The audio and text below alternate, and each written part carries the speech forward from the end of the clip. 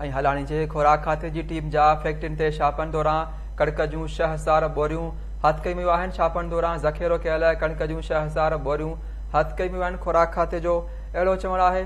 कणक जी ज़ख़ीरो कंदड़ ख़िलाफ़ कार्रवाई जारी रहंदी। खुराक खाते की टीम जो अहिड़ो चवणु आहे।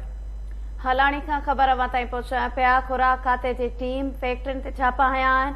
कणक जूं 6000 बोरियूं हथ कयूं वयूं आहिनि। छापन दौरान ज़ख़ीरो कयल कणक जूं 6000 बोरियूं हथ कयूं वयूं आहिनि। खुराक खाते जो अहिड़ो चवणु आहे। अवां खे ॿुधायां पिया खुराक खाते जो इहो चवणु आहे त कणक ज़ख़ीरो कंदड़नि ख़िलाफ़ कार्रवाई जारी रहंदी।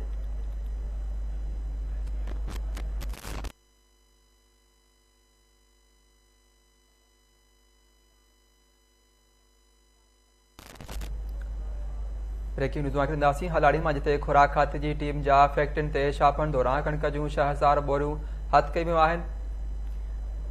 तफ़सील मालूम कंदासीं हलाड़ी मां KTN न्यूज़ जे रिपोर्टर ज़फ़र अमान खान। जी ज़फ़र, छा तफ़सील आहे?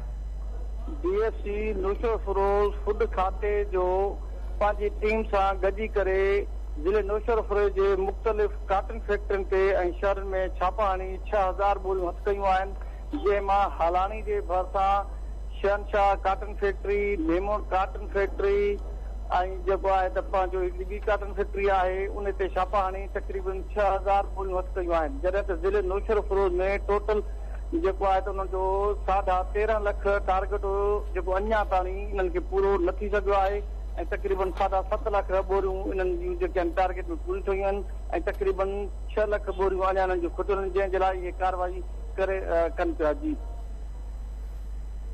वरी महिरबानी ज़फ़र अमान तफ़सील ॾियण जे लाइ।